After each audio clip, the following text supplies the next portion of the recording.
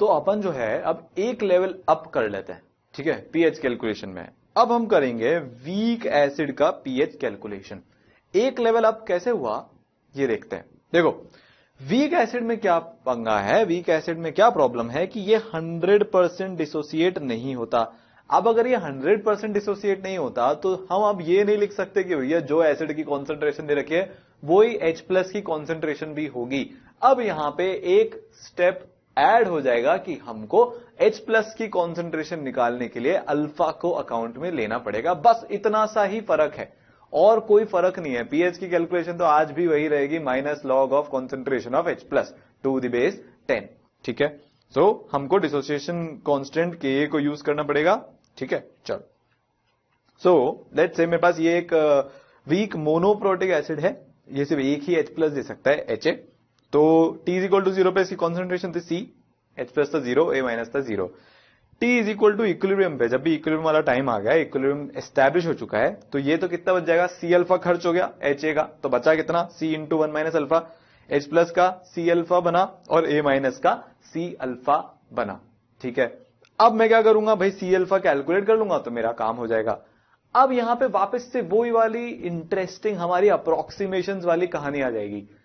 कैसे कहानी आएगी कि भैया अगर अल्फा 1 के कंपैरिजन में छोटा हुआ, और 1 के कंपैरिजन में छोटे का मतलब अल्फा अगर लेस देन 0.1 हुआ तो मैं 1 - अल्फा में से अल्फा को नेग्लेक्ट कर दूंगा।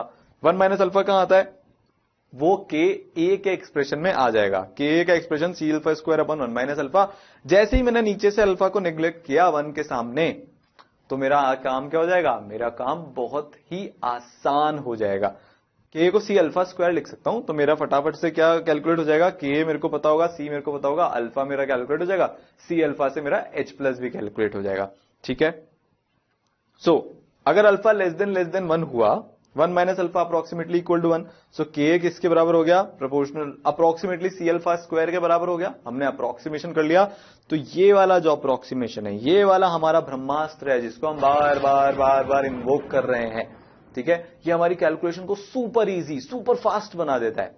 ये यहां पे मेन टूल है। ये सिर्फ और सिर्फ कब होगा, जब अल्फा जो है वो लेस देन 0.1, ये क्या लिख दिया, अल्फा जो अल्फा है वो लेस देन 0.1 होना चाहिए है। जब भी ऐसा हुआ तो हम 1 - अल्फा में से अल्फा को निग्लेक्ट कर देंगे, तो हमारा के क्या बन जाएगा, अप्रोक्सीमेटली इक्वल टू C⁴। तो अल्फा कितने के बराबर हो गया, K/C के बराबर हो गया। हमने वापस से रूल लिख लिया, अल्फा लेस देन 0.1 या फिर 10%। ये मेरा बहुत इंपॉर्टेंट फॉर्मूला है, इसको दोबारा लिख लेते हैं अपने हाथ से ताकि याद रहेगा। आप भी लिखो साथ में, अल्फा =√KA/C। ये सिर्फ और सिर्फ तभी वैलिड है जब अल्फा लेस देन 0.1 हो। क्यों, क्योंकि ये कैलकुलेशन हमने तब करी है जब हमने अल्फा को 1 के सामने से निग्लेक्ट कर दिया है। आपको लग रहा होगा कि ये इतनी बार बोल रहे हैं सेम चीज को, क्यों बोल रहे हैं, क्योंकि होगा क्या कि एक पॉइंट ऑफ टाइम के बाद आप ये वाला फॉर्मूला बिना सोचे समझे अप्लाई करने लग जाओगे, उस केस में भी अप्लाई करने लग जाओगे। मैं बता रहा हूं ऐसा होगा जब अल्फा लेस देन 0.1 नहीं होगा, मतलब अल्फा ग्रेटर देन 0.1 होगा, आप उस केस में भी अल्फा =KA/C फॉर्मूला यूज करने लग जाओगे, और वहीं से शुरुआत होती है सारी कैलकुलेशंस की गड़बड़ होने की। इसीलिए अभी जब हम कॉन्सेप्ट बना रहे हैं तो हम इसको अच्छे से समझ लेंगे, ठीक है। समझ में आई बात, चल। तो H+ कितना हो गया, C अल्फा के बराबर, so C × K/C which is equal to √K × C। देखो निकालना क्या है, pH, तो मैं pH निकालूंगा तो कितना आ जाएगा, हाफ pKa - log C। ये कैसे आ गया, बताता हूं। So pH is equal to minus log of H+ मेरे को ये दिख रहा है इतना, तो मैं वैल्यू प्लग इन कर दूंगा, minus log of √KA × C। तो इसको अपन यहां लिख लेते हैं, माइनस लॉग K × C की power half is equal to minus half log of, अब प्रॉपर्टी भी लगा लेते हैं अपन, K plus log of C, log of A × B is equal to log A plus log B। तो ये किसके बराबर हो जाएगा, देखो ये बराबर हो जाएगा माइनस हाफ लॉग K, तो किसके बराबर हो जाएगा, माइनस हाफ लॉग K, तो बराबर हो जाएगा pKa/2 के बराबर। क्यों, क्योंकि माइनस लॉग K कितना होता है, pKa, माइनस लॉग C, ये तो हमको दिख ही रहा है, ठीक है। सो pKa - log C/2। तो ये हमारा फॉर्मूला यहां रहा, तो इस तरह से ये फॉर्मूला आया, ठीक है। सो पीएच कितना हो गया, half pK minus log C provided alpha is less than 0.1। ठीक है भाई, अब देखो डाइल्यूशन बढ़ाऊंगा तो क्या होगा, डाइल्यूशन बढ़ाऊंगा तो सी तो कम होगा, अल्फा क्या होगा, इंक्रीज होगा, तो H प्लस क्या होगा, कम होगा, तो पीएच क्या होगा, बढ़ेगा। सिंपल सिंपल फंडा। अब इसके क्वेश्चन करते हैं। देखो सबसे पहला क्वेश्चन है 10-1 मोलर CH3COOH का हमको क्या कैलकुलेट करना है, पीएच कैलकुलेट करना है। के हमको कितना दिया है, 2 × 10-5। सबसे पहली कहानी, हम सबसे पहले ऐसे क्वेश्चन में हम क्या करेंगे, alpha is equal to √k/c। अभी हमने ये अज्यूम किया, इससे हम अल्फा की वैल्यू कैलकुलेट करेंगे।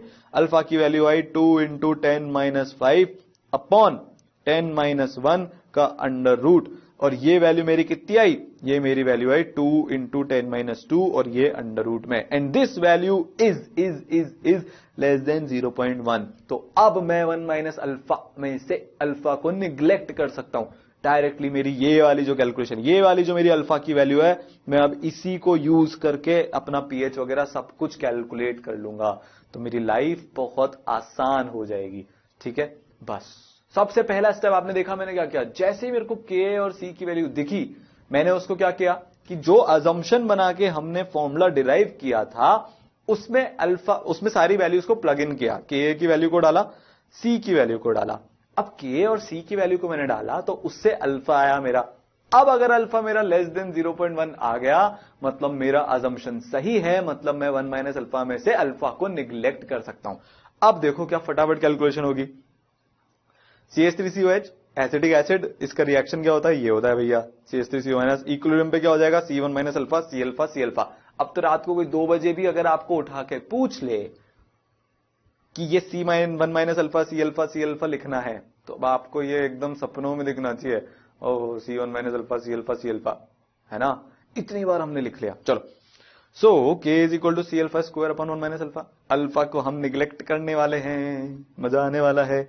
सो अल्फा लेस देन 0.1, तो अल्फा निग्लेक्ट हो जाएगा, तो H प्लस कितना आ जाएगा, ये कितना आया था हमारा, ये बराबर आया था हमारा अल्फा, ये हमारा क्या है C। H प्लस कितना निकाला था हमने, C अल्फा के बराबर, तो H प्लस की वैल्यू कितनी आ गई, √2 × 10-3, उसको हम यहां पे प्लग इन कर देंगे। log 2 की मतलब हमने जो वैल्यू याद की थी कितनी थी, 0.3 के बराबर। सो 3 - 0.3/2 which is equal to 3 - 0.15 which is equal to 2.85। अगर बेसिक्स हमने सही से कवर कर लिए तो फिर पीएच की कैलकुलेशन ऐसी होती है, जबराट स्पीड में होती है भाई, मजा आ जाता है। अब अपन जाते हैं उस केस पे जहां पे कि शायद आप अल्फा को निग्लेक्ट नहीं कर पाओ। देखो के की वैल्यू तो अभी भी आपकी 2 × 10 के पावर -5 ही है। के कितना है भाई, CH3COH है ना, उसके लिए के की वैल्यू तो वही रहेगी प्रोवाइडेड टेम्परेचर सेम हो, हमने टेम्परेचर बदला ही नहीं है। अब मैं अल्फा को कैलकुलेट करूंगा, जब मैं अल्फा को कैलकुलेट करूंगा तो मेरे पास क्या आ जाएगा, √k/c। सो अंडर रूट में ही है C भी 10-3, and this is equal to √2 × 10-1, नीचे लिख लेते हैं। So this is equal to √2 × 10-1 and this is greater than 0.1, तो अब अल्फा निग्लेक्ट नहीं होगा। सिंपल सा फंडा है, alpha is equal to this, तो alpha is equal to this and this is greater than 0.1। अब हम अल्फा को निग्लेक्ट नहीं कर सकते, तो अब आपको एग्जैक्ट कैलकुलेशन करनी पड़ेगी। एग्जैक्ट कैलकुलेशन हम बहुत बार कर चुके हैं, वही क्वाड्रेटिक इक्वेशन बनेगी, हम उसको सॉल्व करेंगे और हमारा आंसर आएगा। तो क्वाड्रेटिक इक्वेशन जो बनेगी, 1 - अल्फा को आप इधर लेके जाओ, फिर रूट एक बार फिर से लिख लेते हैं, -b plus minus √b², under root बड़ा बनाएंगे, -4ac अपॉन 2a। जब आप कैलकुलेट करोगे तो सिर्फ एक ही रूट आपको एक्सेप्ट करना है, ठीक है, जिसमें कि अल्फा कितना आना चाहिए, 1 से कम आना चाहिए। 2 रूट आएंगे जिसमें अल्फा 1 से ज्यादा, एक रूट जिसमें अल्फा 1 से कम। कौन सा रूट लेना है, जिसमें अल्फा 1 से कम आए। अल्फा 1 से ज्यादा तो कैसे हो सकता है, 100% डिसोसिएशन से ज्यादा डिसोसिएशन नहीं हो सकता, ठीक है भाई। हाँ, तो अल्फा की ये वैल्यू आई। अब H प्लस की कॉन्सेंट्रेशन कैसे आएगी, C इंटू अल्फा, तो H plus is equal to 10-3 into this, क्योंकि 10-3 हमारा C है, सो हम इसको लिख सकते हैं 1.314 into 10-4। pH is equal to minus log of concentration of H plus, so pH is equal to 4 - log this, बराबर आया 3.8 K। ठीक है, कॉन्सेंट्रेशन हमने कम की तो पीएच हमारा बढ़ना ही था। क्यों? क्योंकि H+ की मात्रा अब कम होगी हमारे पानी के सोल्यूशन में, क्योंकि हमने कॉन्सेंट्रेशन ही कम कर दिया एसिड की। अब एक काम करते हैं और कॉन्सेंट्रेशन कम करते हैं, और हमने डाइल्यूशन कर दिया भैया, 10-6 मोलर CH3COH लिया है। अब ये आपको अब अपने दिमाग में समझ में आना चाहिए। देखो Ka तो उतना ही है, यहां पे अब मैं ये नहीं बता रहा कि अल्फा की कैलकुलेशन करके, यहां पे तो मैं आपको डायरेक्टली बता रहा हूं 10-6 मोलर CH3COH है। हमने क्या देखा था भैया, 10-3 वाले पे ही जो है हम अल्फा को निग्लेक्ट नहीं कर पा रहे थे, तो 10-6 पे तो कैसे करेंगे? क्यों? फॉर्मूला क्या होता है? K/C। K हमारा क्या है? उतना ही है, 2 × 10-5, नीचे आया 10-6, तो ये 20 √20 जितना हो गया, ऑब्वियसली 0.1 से बड़ा है। तो समझ में आ जाना चाहिए अब देख देख के कि कब अल्फा को निग्लेक्ट कर सकते हैं, कब अल्फा को निग्लेक्ट नहीं कर सकते। इस केस में नहीं कर सकते। सो अप्रोक्सीमेशन अगर हम यूज करेंगे तो अल्फा कितनी वैल्यू आएगी? मतलब ऐसी आएगी जिसको हम निग्लेक्ट नहीं कर सकते, है ना। तो हमको एग्जैक्ट कैलकुलेशन करनी पड़ेगी, वापस से क्वाड्रेटिक इक्वेशन बनेगी, उस क्वाड्रेटिक इक्वेशन को आप सॉल्व करो तो अल्फा 0.95 या 95% आएगा। क्या बनेगी क्वाड्रेटिक इक्वेशन? ये देख लेते हैं, 2 × 10-5 minus 2 × 10-5 alpha is equal to 10-6 alpha square. So 10-6 alpha square plus 2 × 10-5 alpha minus 2 × 10-5 is equal to 0। सब जगह 10-6 से क्या करो आप, एक काम करो, डिवाइड कर दो। सो हम डिवाइड करेंगे, सो अल्फा स्क्वायर प्लस 10-6 से डिवाइड करूंगा तो 20 alpha minus 20 is equal to 0। तो इससे आपके पास क्या निकल के आ जाएगा? अल्फा निकल के आ जाएगा। So alpha will be equal to -20, हम वाली वैल्यू देंगे प्लस √B² 400 माइनस 4AC, तो ये हो जाएगा +80/2 and this will come out to be 0.95। Simple है, ठीक है। सो आप इससे अल्फा निकाल सकते हो। कौन सी वाली वैल्यू लेनी है? जो 1 से कम है, तो हमारा अल्फा आ गया 95% तक डिसोसिएशन हो गया। हमने कॉन्सेंट्रेशन इतनी कर दी, तो ऑसवर्ल्ड्स डाइल्यूशन लॉ पिक्चर में आ गया कि आप डाइल्यूशन करते जाओगे तो एक पॉइंट ऐसा आएगा जहां पे कि वीक इलेक्ट्रोलाइट भी स्ट्रॉन्ग इलेक्ट्रोलाइट की तरह बिहेव करने लगेगा। तो ये पॉइंट को हम अप्रोच करते जा रहे हैं, ठीक है। सो हमारा अल्फा आया 0.95, तो H+ इज इक्वल टू 0.95 × 10-6, तो 9.5 × 10-7। सो आपको दिख ही रहा है कि जो अब pH है वो 6 के आसपास पहुंच गया है, ठीक है। हमने क्या बात सीखी कि बहुत ही कम कॉन्सेंट्रेशन पे, इनफाइनाइट डाइल्यूशन के आसपास वाली रेयान में जो वीक इलेक्ट्रोलाइट है वो भी ऑलमोस्ट 100% डिसोसिएटेड हो जाएगा, तो वो एक स्ट्रॉन्ग इलेक्ट्रोलाइट की तरह बिहेव करेगा, ठीक है। किसकी तरह बिहेव करेगा? स्ट्रॉन्ग इलेक्ट्रोलाइट की तरह बिहेव करने लग जाएगा। तो pH जो है 10-6 मोलर HCl का भी 6 के आसपास आया था, 10-6 मोलर CH3COOH का भी 6 के पास आया है, ठीक है। अगला सवाल, लेट्स से हमारे पास एक एसिड है, उसका Ka जो है 2.5 × 10-8 है, तो उसके डेसीमोलर सॉल्यूशन के लिए आप एक काम करो, परसेंटेज डिसोसिएशन को कैलकुलेट करो, ठीक है। अब हमको सारे फंडे पता है, कब अल्फा को निग्लेक्ट करना है, कब नहीं करना है, ये चेक कर लेना। उसके बाद परसेंटेज डिसोसिएशन आप अल्फा निकाल लेना, उसको 100 से मल्टीप्लाई कर देना, तो आपके पास परसेंटेज डिसोसिएशन आ जाएगा। यहां पे आपको क्या चेक करना है कि मैं अल्फा को निग्लेक्ट कर सकता हूं कि मैं अल्फा को निग्लेक्ट नहीं कर सकता। तो करो सवाल।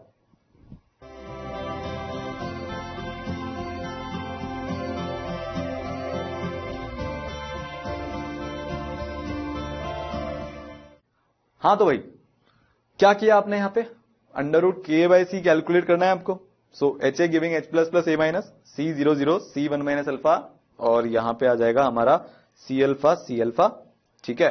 सो K is equal to H+ A- HA which is equal to C alpha. अब देखो यहां पे मैं अल्फा को नेग्लेक्ट कर सकता हूं, क्यों? क्योंकि √2.5 × 10-8 डेसीमोलर मतलब 10-1 मोलर, तो ये कितना आ गया? 2.5 मतलब √2.5 × 10-7, दिस इज लेस देन 0.1। अब मैं अल्फा को निग्लेक्ट कर सकता हूं, इसलिए मैं डायरेक्टली यहां पे K is equal to C alpha लिख दूंगा, और मेरे पास अल्फा कितना आ जाएगा? मेरे पास अल्फा आ जाएगा इतना, ठीक है। तो मेरा अल्फा कितना होगा, सी मेरा 1/10 है, तो मैंने यहां प्लग इन कर दिया, मेरा अल्फा हो गया 5 into 10-4 which is equal to 0.05%, क्योंकि मैं अल्फा को यहां पे जब 100 से मल्टीप्लाई करूंगा तो मेरे पास परसेंटेज डिसोसिएशन आ जाएगा। तो ये पहला पार्ट हुआ। अब इसका दूसरा पार्ट, दूसरे पार्ट में आपको इसका पीएच कैलकुलेट करना है। आपके पास अल्फा है, आपके पास कॉन्सेंट्रेशन है, तो अब आप इसका पीएच कैलकुलेट करो।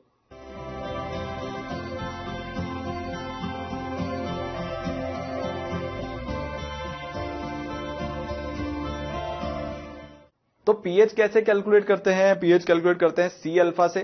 सो 1/10 into 5 into 10-4 which will be equal to 5 into 10-5 moles पर लीटर।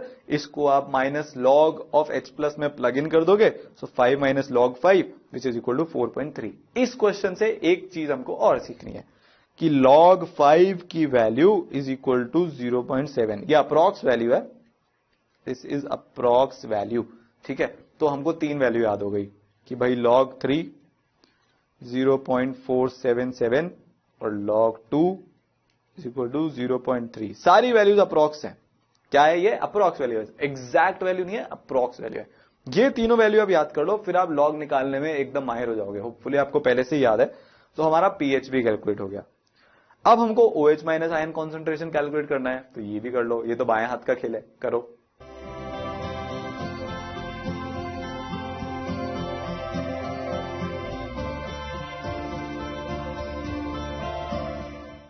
आपको H प्लस पता है क्या, पता है। तो OH माइनस कैसे आएगा, KW is equal to concentration of H plus into concentration of OH minus.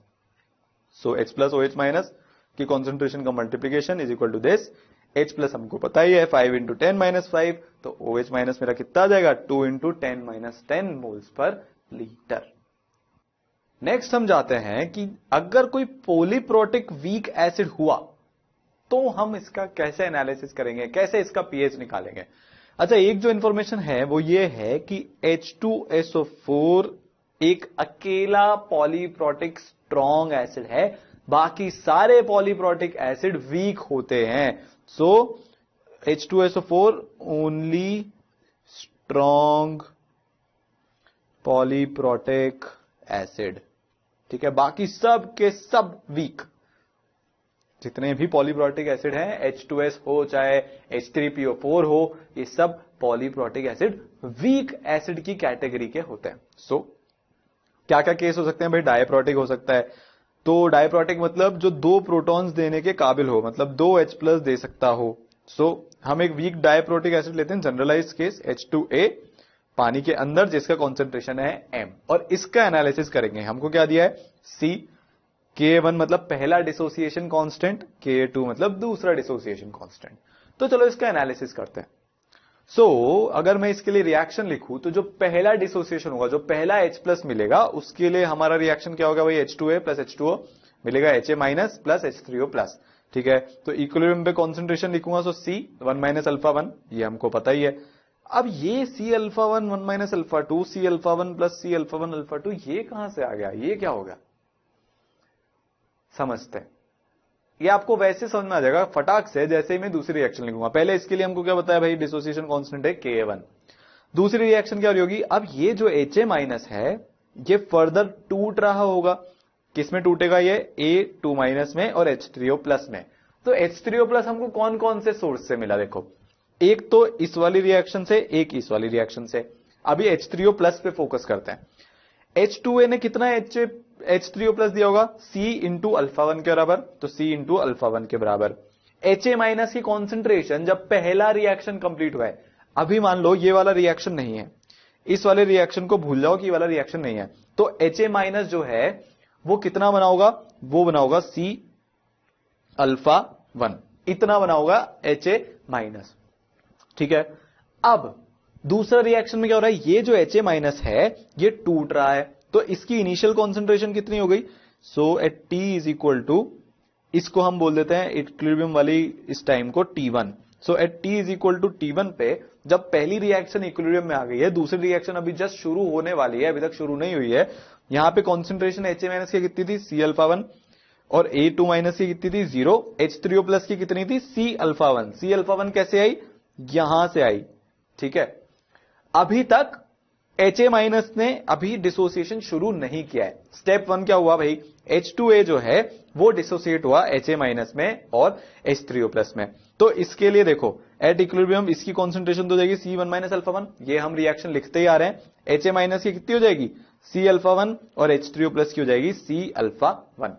अब क्या हुआ कि Ha माइनस खुद भी डिसोसिएट हुआ, तो C अल्फा 1 और इसका एसोसिएशन कांस्टेंट लेट से अपन मान लेते हैं कि अल्फा 2 है और इसका डिसोसिएशन कांस्टेंट अल्फा 1 है, तो Ha माइनस 1 की इनिशियल कॉन्सेंट्रेशन कितनी है C इंटू अल्फा 1। अब ये खत्म कितना हुआ होगा, इनिशियल कॉन्सेंट्रेशन इंटू इसका अल्फा, तो ये खत्म हुआ होगा C अल्फा 1 अल्फा 2 के जितना। ठीक है, C अल्फा 1 क्या है, इसकी इनिशियल कॉन्सेंट्रेशन, और डिसोसिएशन कितना हुआ Ha माइनस का, initial concentration C alpha 1 into इस रिएक्शन का Ha minus plus H2O giving A2 minus plus H3O plus का alpha which is equal to alpha 2। So C alpha 1 minus C alpha 1 alpha 2। A2 minus कितना बना होगा, एक काम करते हैं इसको अपन T is equal to T2 के लिए लिखते हैं। जब सेकेंड वाला रिएक्शन भी इक्विलिब्रियम में आ गया है उस रिएक्शन के लिए, सो C alpha 1 minus C alpha 1 alpha 2। A2 minus कितना बना होगा भाई C अल्फा 1 अल्फा 2, और H3O प्लस पहले से ही C अल्फा 1 बना हुआ था और अब कितना बन गया C अल्फा 1 अल्फा 2। ठीक है, C अल्फा 1 अल्फा 2। तो ये दोनों रिएक्शन जब इक्विलिब्रियम पे आ गई है तो फाइनल कॉन्सेंट्रेशन जो है हमारे सारी स्पीशीज की, रिवाइज करते हैं, H2A टूटा Ha माइनस H3O प्लस में। अभी हम मान रहे हैं Ha माइनस बिल्कुल भी नहीं टूटा है इस टाइम पे। सो H2A कितना टूटा होगा भाई C, मतलब H2A का कॉन्सेंट्रेशन कितना होगा C 1 माइनस अल्फा 1, ये हम लिखते ही आ रहे हैं। Ha माइनस का कॉन्सेंट्रेशन कितना होगा C अल्फा 1, और H3O प्लस का कॉन्सेंट्रेशन कितना होगा, इसका भी होगा C अल्फा 1। ठीक है, अब Ha माइनस ने फर्दर टूटना शुरू किया। सो Ha माइनस इनिशियली जब तक ये टूटा नहीं था, जब फर्स्ट रिएक्शन का इक्विलिब्रियम आया था, मतलब time t is equal to T1 पे C अल्फा 1 था। अब ये टूटा तो time t is equal to T2 पे जब Ha माइनस का रिएक्शन खुद इक्विलिब्रियम पे आ गया तो ये कितना खत्म हो गया C alpha 1 alpha 2। So net इसकी कॉन्सेंट्रेशन फाइनल टाइम पे जब सब कुछ ही इक्विलिब्रियम पे आ गया है, दोनों रिएक्शन इक्विलिब्रियम पे आ गया, हो जाएगी C alpha 1 minus C alpha 1 alpha 2। ठीक है, चलो A2 माइनस की रिएक्शन मतलब कॉन्सेंट्रेशन कितनी हो जाएगी भाई, Ha माइनस कितना टूटा C अल्फा 1 अल्फा 2 के बराबर, तो A2 माइनस हो जाएगा C अल्फा 1 अल्फा 2 के बराबर। H3O प्लस इस रिएक्शन से C अल्फा 1 के बराबर तो पहले ही हो गया था फर्स्ट वाली रिएक्शन से, जब H2A ने H3O प्लस दिया था। Ha माइनस टूट के फिर से H3O प्लस देगा, कितना देगा C अल्फा 1 अल्फा 2 के बराबर। तो नेट कॉन्सेंट्रेशन कितनी हो गई हमारे पास C alpha 1 minus Ha minus की बोल रहा हूं मैं, C alpha 1 minus C alpha 1 alpha 2 which is equal to C alpha 1 minus alpha 2। ठीक है, A2 माइनस की हो गई C अल्फा 1 अल्फा 2, और H3O प्लस की फाइनल कॉन्सेंट्रेशन हो गई C अल्फा 1 प्लस अल्फा 2। तो ये हमारी अभी करंट सिचुएशन है। ठीक है, अब अपन देखते हैं कि यार इसमें क्या क्या अपन अप्रोक्सीमेशन लगा सकते हैं, क्योंकि कुछ ना कुछ तो अप्रोक्सीमेशन लगेगा ही सही। तो अब अपन ये देखते हैं कि ये जो हमारे पास कॉन्सेंट्रेशन आई, फाइनल कॉन्सेंट्रेशन आई, किसकी आ गई, Ha माइनस की आ गई और H3O प्लस की आ गई। यही हमारे लिए दो इंपॉर्टेंट टर्म्स हैं, और H2A की भी आ गई। तो हमारे पास ऑलमोस्ट सबकी कॉन्सेंट्रेशन आ गई है फाइनल, जिसकी हमको चाहिए थी। ठीक है, अब इसमें अपन अप्रोक्सीमेशन लगाते हैं। हाँ तो भाई अब अगर मैं इसमें अप्रोक्सीमेशन लगाऊंगा तो मैं यहां पे अपनी कॉन्सेंट्रेशन लिख लेता हूं, H प्लस या H3O प्लस एक ही बात है। इसकी कॉन्सेंट्रेशन मेरे पास आई C alpha 1 plus alpha 2। Ha minus की मेरे पास आई is equal to C alpha 1 minus alpha 2, और मेरी और किसकी मेरे को चाहिए, अगर मैं H2A की कॉन्सेंट्रेशन की बात करूं तो H2A की कॉन्सेंट्रेशन आई C1 minus alpha 1।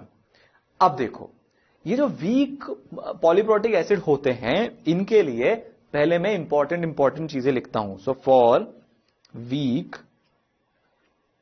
Polyprotic acid, मतलब सारे एसिड H2SO4 के अलावा जो Ka1 होता है वो ग्रेटर देन Ka2 होता है।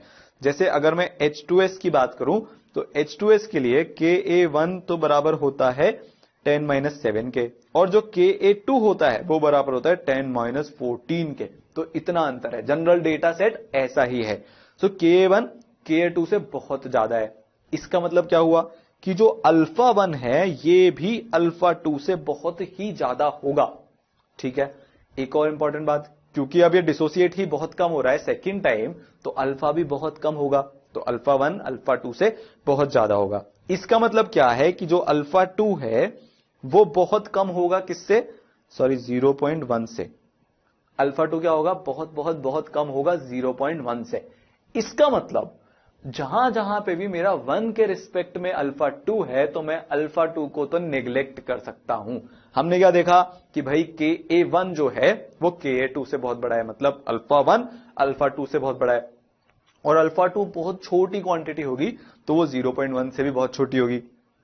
तो H प्लस के रिएक्शन में मैं 1 प्लस अल्फा 2 को क्या लिख सकता हूं, 1 के बराबर।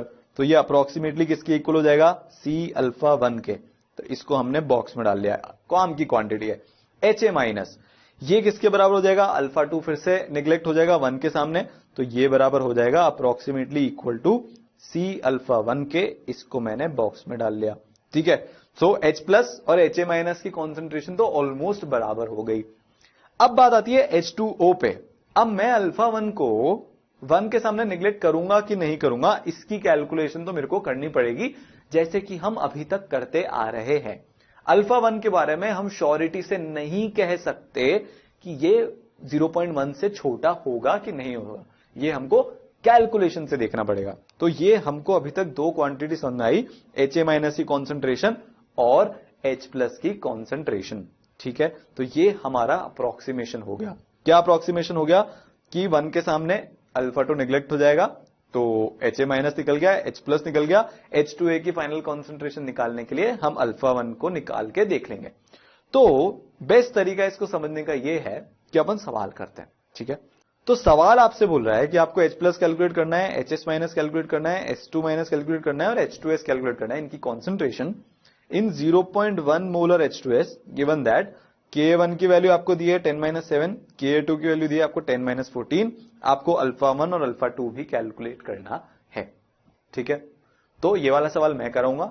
फिर जब H3PO4 आएगा जो कि 3H प्लस देता है, उसके सवाल आपको सॉल्व करना है। टफ सवाल है पर आप कर सकते हो। पहले अपन ये करते हैं, समझते हैं, फिर H3PO4 पे जाएंगे। ठीक है, तो रिएक्शन लिख लें अपन। पहली रिएक्शन है भाई H2S giving H plus plus HS minus. ठीक है, सो ये 0.1 था। ठीक है, अब देखो इसका जो K1 है वो 10-7 है, तो हम अल्फा 1 कैलकुलेट कर लेते हैं। 10-7 अपॉन K अपॉन C 0.1 या फिर 10-1, तो ये बराबर आ गया 10-3 के। क्या ये, ध्यान से सुनना मेरी बात, क्या ये 10 माइनस मतलब 0.1 से छोटा है, छोटा है। तो क्या हम अल्फा 1 को 1 के सामने नेग्लेक्ट कर सकते हैं, कर सकते हैं। अब देखो अल्फा 1 क्या है 10-3, तो H2S की फाइनल कॉन्सेंट्रेशन क्या हो जाएगी, C इंटू 1 माइनस 10-3। अब 1 के सामने तो मैं 10-3 को नेग्लेक्ट कर ही सकता हूं कि नहीं कर सकता, मैं बिल्कुल कर सकता हूं। तो इसका मतलब ये तो नेग्लेक्ट होने वाला है, तो मेरा H2S की जो फाइनल कॉन्सेंट्रेशन है वो तो 0.1 ही रहने वाली है। क्यों, क्योंकि 1 के सामने अल्फा 1 नेग्लेक्ट हो गया। इसकी कॉन्सेंट्रेशन कितनी हो जाएगी भाई, इसकी कॉन्सेंट्रेशन हो जाएगी C अल्फा 1, इसकी कॉन्सेंट्रेशन हो जाएगी C अल्फा 1। बहुत बढ़िया, अपन कैलकुलेट कर लेते हैं। अल्फा 1 अपन कैलकुलेट कर ही चुके हैं। ठीक है, सो C की वैल्यू हो गई हमारी 10-1, अल्फा 1 की हमारी वैल्यू हो गई 10-3। सो concentration of H plus is equal to 10-4 is equal to concentration of HS minus। तो H plus निकल गया, HS minus निकल गया, तो pH मेरा कितना आ गया, pH मेरा बराबर हो गया 4। पूछा नहीं है पर हम निकाल लेते हैं, कोई दिक्कत नहीं है। अब हमको निकालना है S2 माइनस और H2S। H2S मेरा कितना आ गया, देखो H2S मेरा आ गया, सो H2S में निकाल सकता हूं। अब अगर मैं मान लो एकदम ही एग्जैक्ट कैलकुलेशन करना चाहता हूं तो मैं H2S की कॉन्सेंट्रेशन कैसे निकालूंगा भाई, C इंटू 1 माइनस अल्फा, सो 0.1 इंटू 1 माइनस 0.001। ये H2S की होगी एकदम एग्जैक्ट अगर आपको कैलकुलेशन करनी है तो। तो ये H2S की कॉन्सेंट्रेशन है। अब हमको निकालना है S2 माइनस, तो हम वो वाली रिएक्शन लिख लेते हैं। सो HS minus giving S2 minus plus H plus. H plus की वैल्यू कितनी हो गई 10 माइनस 4, HS माइनस की वैल्यू कितनी हो गई 10 माइनस 4। क्या हमको इस रिएक्शन का इक्विलिब्रियम कांस्टेंट दिया है? हमको इस रिएक्शन का इक्विलिब्रियम कांस्टेंट 10 माइनस 14 दिया हुआ है। सो ये क्या इंप्लाई करेगा 10 minus 14 equilibrium constant is equal to concentration of S2 minus into concentration of H plus which is equal to 10 minus 4 upon concentration of HS minus which is equal to 10 minus 4 again. So this will be equal to मतलब concentration of S2 minus is equal to 10 minus 14 is equal to Ka2. तो generally आपको ये देखने को मिलेगा कि जो second dissociation constant वाली रिएक्शन है उसमें जो एनायन बन रहा है उसकी रिएक्शन Ka2 के बराबर होगी। ये जनरल ऑब्जर्वेशन है। नेक्स्ट क्वेश्चन में भी इसको आपको देखने को मिलेगा। तो अब करते हैं अपन H3PO4 वाला क्वेश्चन, ठीक है। चलो H3PO4 के क्वेश्चन में आपको ये सारा डेटा दिया है। क्वेश्चन पढ़ो, जैसे हमने H2S को सॉल्व किया था वैसे सॉल्व करने की कोशिश करो, फिर अपन मिलते हैं और इसको सॉल्व करते हैं। चलो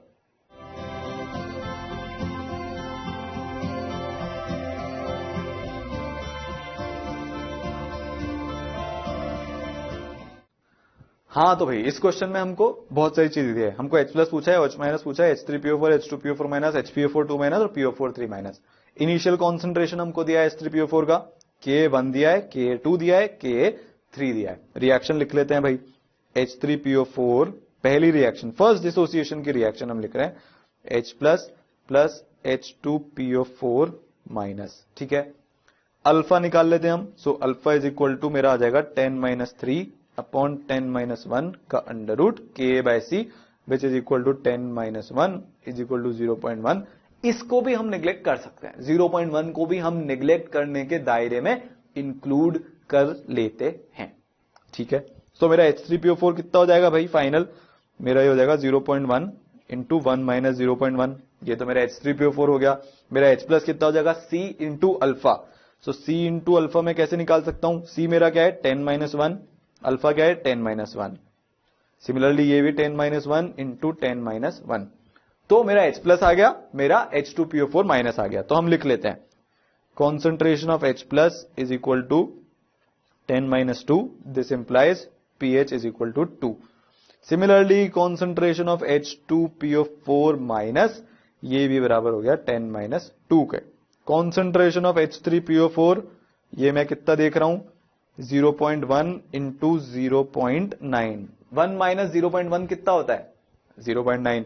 तो ये किसके बराबर आ गया 0.09 के, ठीक है। अब हमको क्या निकालना है H2PO4 माइनस, वो हमने निकाल लिया। HPO4 2 माइनस, देखो HPO4 2 माइनस जो है रिएक्शन लिखते हैं, अब मजा आने वाला है। H2PO4 minus will give HPO4 2 minus plus H plus. H plus की कॉन्सेंट्रेशन हमने कितनी निकाली 10 माइनस 2। इसका इक्विलिब्रियम कांस्टेंट कितना है 10 माइनस 7। H2PO4 माइनस की कॉन्सेंट्रेशन कितनी है H प्लस के बराबर 10 माइनस 2। मैंने आपसे क्या बोला था कि जो Ka है Ka2 और सेकेंड रिएक्शन का जो एनायन है उसकी वैल्यू बराबर ही आती है। यहां पे भी हमको दिख रहा है कि बराबर ही आएगी। So HPO4 2 minus is equal to 10 minus 2 into concentration of नहीं, मतलब इसको हम क्या लिख सकते हैं, ये 10 माइनस 2 के ही बराबर आ जाएगी। आप कैलकुलेट कर लेना चाहे तो Ka2 के डेटा से। So Ka2 is equal to HPO4 2 minus की कॉन्सेंट्रेशन इंटू H प्लस की कॉन्सेंट्रेशन अपॉन H2PO4 माइनस की कॉन्सेंट्रेशन। H प्लस की कॉन्सेंट्रेशन से H2PO4 माइनस की कॉन्सेंट्रेशन कट जाएगी, तो हमारे पास बचेगा क्या, ये हमारे पास बचेगा is equal to 10 minus 7। So HPO4 2 minus is equal to 10 minus 7 is equal to Ka2, ठीक है। अब हमारे पास बात ठहर रही है, हमारे को कैलकुलेट करना है PO4 3 माइनस की, क्या हमको करनी है कैलकुलेशन करनी है कॉन्सेंट्रेशन की, ठीक है। हम ये भी कर लेंगे।